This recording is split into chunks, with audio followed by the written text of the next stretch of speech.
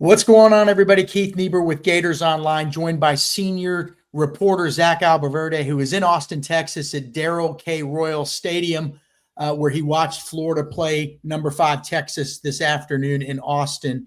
And Zach, we're going to get your thoughts on the game and what you saw. We're going to get into some other stuff too, but just general impressions. Again, 49-17 loss for Florida. The Gators were without quarterback DJ Lagway, so obviously it was going to be an uphill battle the whole way. But what'd you think?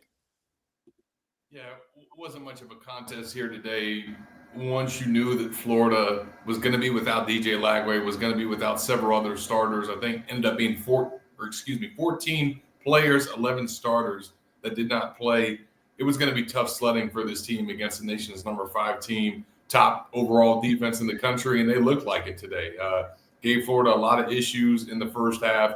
Aiden Warner makes his first career start, struggles in the first quarter, and Texas jumps out to a 35-0 halftime lead, 42-0 lead early in the third quarter before they pulled Quinn Ewers for Arch Manning, and then from there they cruised to victory. The Gators did outscore them in the second half, and they had some touchdowns, and I think had a stretch where they scored on 3 of their last 4 possessions, but it was too little too late. And Florida just had too many injuries to be able to compete in this game. All right, Zach, again, 49-17 is the final. Unranked Florida falls to number 5 Texas on the road. Just go through some statistics here. Texas, 23 first downs. Florida, 20. A lot of the 20 was in the second half.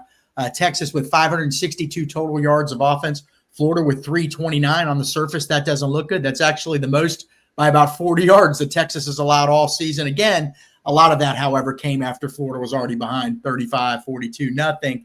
Passing only 132 for Florida, 352 for Texas. Quinn Ewers had the first 5 touchdown game of his career at Texas, 5 touchdown passes in the game. He had done it 4 in a game 2 times, once last year and once the season before. Texas, look, Zach, they got a really good team, but I guess what everybody kind of wants to know now is how close was DJ Lagway to playing in this game, and is he going to be ready for next week? Is there anything you can tell us or just your thoughts on that? Yeah, I asked Billy about it after the game, and he said that prior to kickoff, when he went through pregame warmups, that was the best that he had felt all week. He made progress throughout the week, did some things in practice on a limited basis, but everything had kind of been gearing up to see how he would feel prior to kickoff on Saturday. And look, he went through pregame warmups and did more than I thought that he would be able to do, and kind of jogged around a little bit out there on the field. He threw the ball to receivers, but still was not in a point where they felt comfortable putting him out there without running the risk of injuring it worse. And that's certainly not what they want. This was always going to be a tough game for Florida. Even with DJ healthy, they still had so many injuries that was going to probably be too much to overcome. So the decision was made to have him sit. He didn't even come out of the locker room still dressed in uniform. And now that they hope the progress that he has made can continue into week 2 and that he'll be potentially able to play against LSU.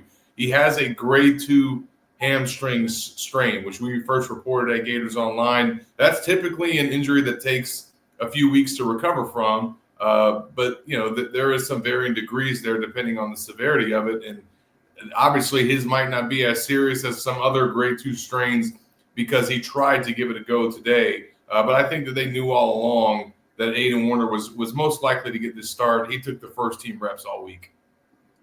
Zach, the other development this week of significance was that Billy Napier got a vote of confidence from Florida Athletic Director Scott Strickland.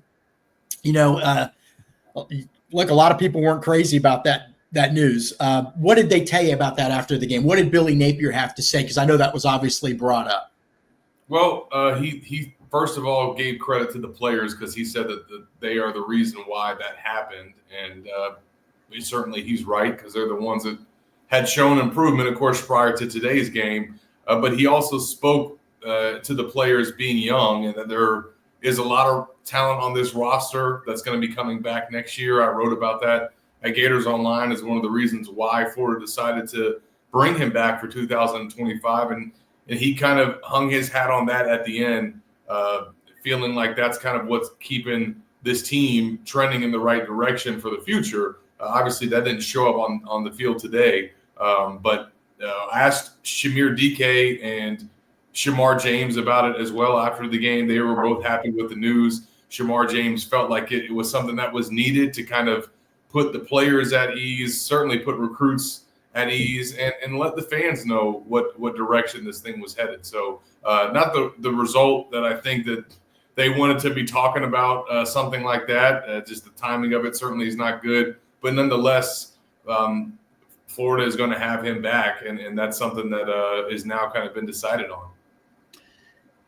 And you may not know the answer to this, Zach, but we have a lot of people asking us, what if they don't win another game? What if they end 4-8 and there's some ugliness, whatever? Is there any situation outside of something maybe off the field that could happen in life to anyone? I don't know what I'm saying there, but you know what I'm saying. But like, is there anything that could keep him from coming back? I mean, even if they lose out, is he still the coach, or did they leave the door open?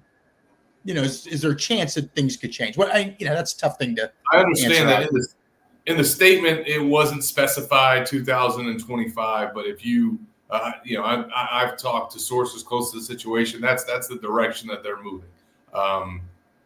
Could something alter that? I think it would have to be pretty significant, based on the way that we feel like things could be trending in recruiting. Just the fact that they might have some flips coming now that prospects know that Napier is going to be back. That should potentially put some of those recruits that may have been hesitant to commit to Florida at ease. But Florida is going to have to find a win and more than likely 2 wins so that they can get bowl eligibility. If they didn't get one and they finished the season with another 5-game losing streak, that would be tough. I don't think, though, that it would change the decision that's been made. I think one of the reasons why the decision was made is because Strickland has already felt like he's seen enough from the team and from the roster this year prior to all these injuries piling up to make him feel good about the future. Now that these injuries are here, Florida is probably going to have double-digit starters out every single week moving forward. That's not going to do a lot to change the way that he feels about the roster when it's at full capacity. Now, again, that's not going to make anybody feel better if they go to Tallahassee and lose that game. So that's one that absolutely has to happen just for the momentum going into the offseason. And I think that Florida needs to get a win in the Swamp one of these next 2 weeks as well. Yeah, it's interesting. A lot of people on Billy, the side of bringing Billy Napier back, would say, young team, let's see what he can do. There's some promise. And some other people on the other side might say, well, why don't they have more talent on the roster right now? And then also when they did have a lineup, a roster that was full early in the season, they didn't do much. So, it's like there's some yin and yang to all this. It's a calculated risk, Zach. I mean, that's why Scott Strickland makes the big money. He's got to make these tough decisions.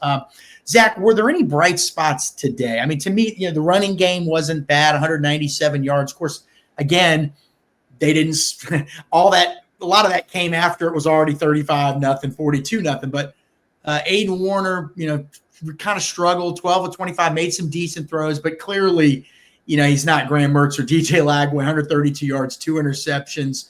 The defense really wasn't very good at all at any point in the game. They got the stop early, and Texas missed a field goal. But, you were hoping, I think, if you're a Florida fan, Zach, that if there was leakage, it would come later.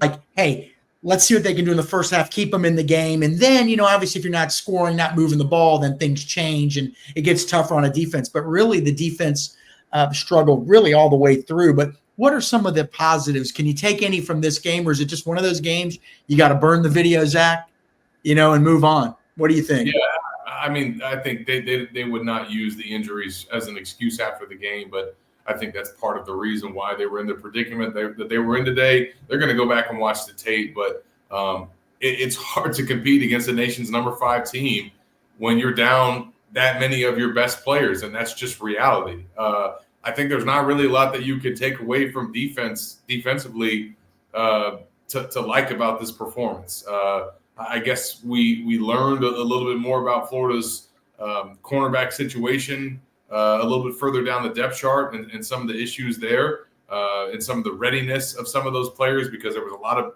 busted coverages and blown assignments that we saw in the secondary. So not a lot of positives. I think there were some on offense. Florida did, again, as I mentioned at the start, score 17 points in the second half and outscore Texas for the half as a whole, but also they just had 9 possessions, I think, where they only gained 130 some odd yards. And then they put together 3 scoring drives. They're late, found some success. They were able to run the ball, and it was good, I think, for Aiden Warner to have some success in this stadium against this team after a really difficult first half and first 3 quarters, because there is still the likelihood that he could start against LSU next week if DJ's not ready. So because of that, you needed him to have something to build on, to feel good about, and the fact that they were able to put some points up, I think, was a positive. Last question was Zach. You've got Lagway. Everybody's hoping he can play. What would it mean? We know what he would mean on the field. What about just in the locker room and the psyche of this team? Because you're now starting to get to that point of the season. If he can't play against LSU and they don't beat LSU, then this is where sort of the wheels and all the injuries are mounting, and that's not making excuses. But this is kind of that potential for the wheels to come completely off. Now, some Florida fans may say, look, buddy, we're 4-5. The wheels aren't that tight to begin with. Yeah. But, what would it mean from a psychological standpoint to have DJ Lagway back, Zach? I think it's everything. I think that was a little carrot that they were dangling throughout the week to maybe give guys hope. And I think, again, coming into this matchup against Texas, it was always going to be a tough game for Florida. But you got to come back into the swamp and feel like being at home, maybe getting Lagway back, getting some other starters back will allow you to compete and potentially win against one of the better teams in college football, where they showed against Tennessee and Georgia that they could compete with teams of that caliber. Today, they could not.